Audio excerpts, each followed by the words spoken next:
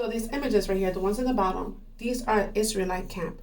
And right in the center, this is where we would do our burnt offerings to Yahuwah. On the top, alligator Alcatraz. With a circle in the center, I'm not saying it's an incinerator, but they're saying they have them over there. So in Abel's world, we used to burn like goats and bulls and other animals as well. But in Satan's world, they burn humans because we are the Goyim, the human cattle. So just saying, look at the similarities of them.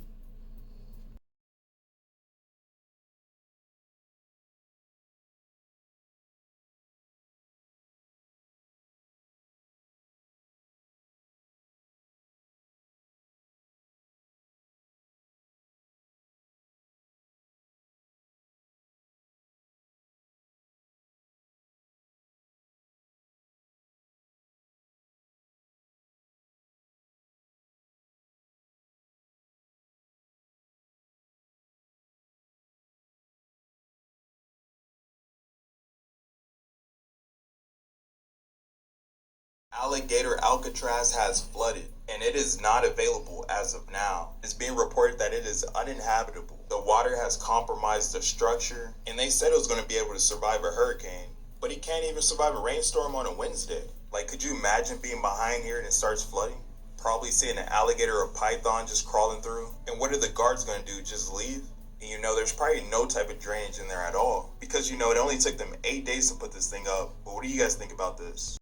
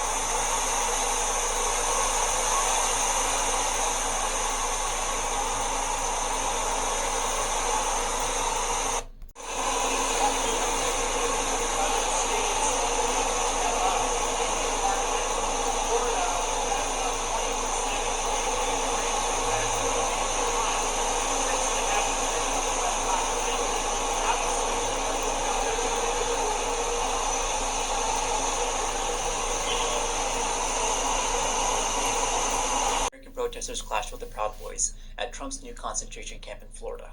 This detention facility will be the largest in the United States and is being built on the Big Cypress National Preserve in southern Florida. It was described as uninhabited and isolated by James Uthmeier, Florida's state attorney general. That's when the Miccosukee and Seminole tribes stepped in. You see, the National Reserve borders both the Big Cypress Reservation and the Miccosukee Reservation, and that land is where they called home for millennia.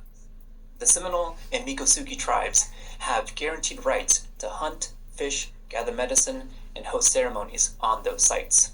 And that can't be infringed upon based on tribal law and treaty rights. There's a trail of 19 Miccosukee and Seminole villages that are adjacent to the detention facility.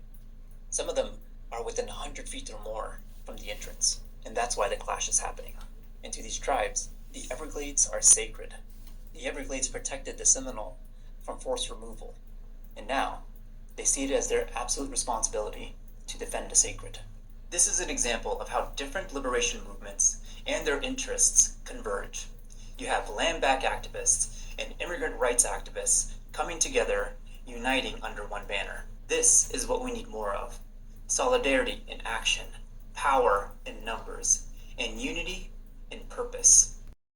Chiefs, can they recover? And what I find interesting is how many Indian reservations have been targeted for, and not just LI, but as well. Did you guys have any idea how many Indian reservations are fighting the federal government for their land right now? I bet you don't. And if you don't, I suggest you start searching, because they are on the hunt bad. In fact, the entire world is. And once you look up what's actually happening here, once you put together all of the pieces, it really starts to make a little bit more sense. At least when it comes to their subliminal messaging.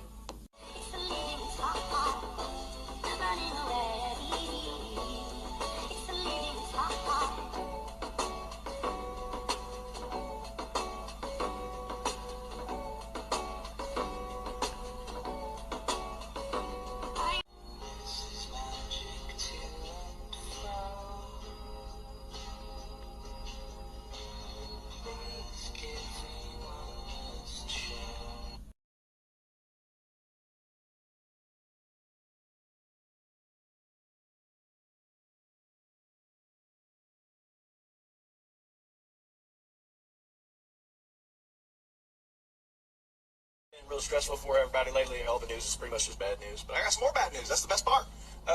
There's a problem that I don't really see many people talking about, so I'm going to bring it up. There is a huge white nationalist movement going on in the United States. I knew about it years ago, but there wasn't anything I could do because it's freedom of speech. Plus, they're very organized and they're very hidden. And it's not just like a couple clubs, down south. It's not just that. They have them in every single state. In bigger states, they have them in every single city. And it's not just like a club where people come together and, have a couple drinks and play cards. They are training. They organize together with outside chapters to work out martial arts, firearms. These are dudes that have been training for the past few years because they want to be ready for what's about to happen. Now, I'm going to hold your hand when I'm telling you this because I mean this in the nicest way. If you are a bigger person, you need to lose weight fast. You need to go get a gym membership. You need to work out. If you are out of shape in any way or form, even if you're in shape, you need to join a gym. Lift weights. Do cardio. If you have a boxing membership or some type of martial arts, even better. If you do not own a firearm, buy one. Practice with it. Yeah, they're expensive. Put it on a fucking credit card. Not like we're going to last long enough for you to pay it off. And no, don't buy a freaking High Point. You need to do your research. Buy something very reliable. Buy something that you can afford as well. Buy ammo. Buy ammo. If you can afford plates, buy them. Level 4 plates.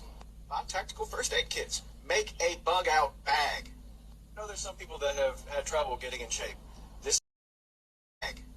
I know there's some people that have had trouble getting in shape. This is a reason to, because this isn't a negotiation anymore. Now you don't have a choice. You have to. This will save your life. You got a bunch of social medias, delete them. I mean it. Delete them. That $500 billion that we're putting into AI, we already have AI. They're going to use it as surveillance. They are going to access your phone without you knowing. And be careful what you say to people, because over 100,000 members worldwide of this organization, they'll turn you in when things go south. And the names of the clubs will not always be obvious. I want to point that out. They have hundreds of different names, and not all of them you would think, oh, that's a club. Be safe, be armed, stay alive. That they do fight for the life of our nation! For the liberty of our people! Liberty!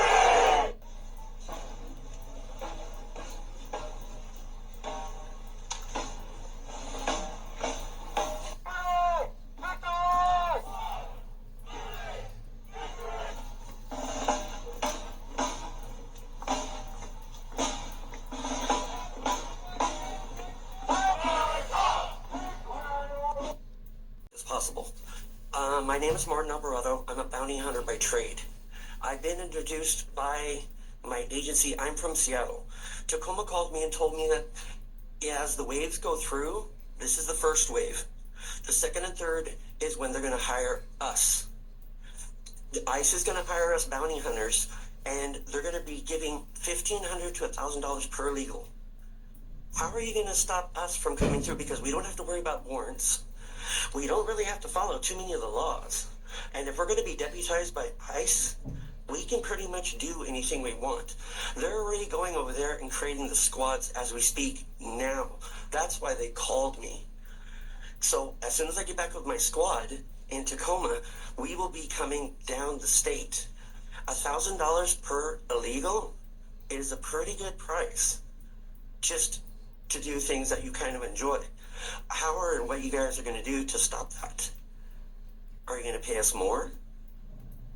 Are you going to pay us $2,000 to just leave them alone? Well, you should be making those kind of comments. You're going to create big panic right now. I'm not creating panic. I'm trying to get you guys informed of what's going on. You're comparing numbers right now. You shouldn't be doing that. Well, I'm just stating a fact of what are you guys going to do to stop us from doing our job. Maybe you shouldn't be doing that job at all. Why? What part of illegal don't you understand? You can't put a price in. You can put a price on every human being. Every human is worth $1 amount. It's not right. Well, that's not right. That's your problem. If you don't. All right, sir. We're going to have to ask you to stop. And around here we don't refer to people as illegals. I'm not going to get they're human beings because it bothers you guys. But your sensitivity is not our problem. Well, it is my, Aiding and it is my abetting problem. is a problem. You know what? It is my problem. Aiding to beware because Well, it's they're time for you to be hiring quiet. us. It's time for you to be quiet. It's time for you to be quiet and leave. Why? Because I'm telling the truth. Because you don't even have the cojones to wear take off the mask, bro. That's why. Then there you go. You got some? Now get out of here. Take them with you. Goodbye. Oh, see me again. Okay, yeah.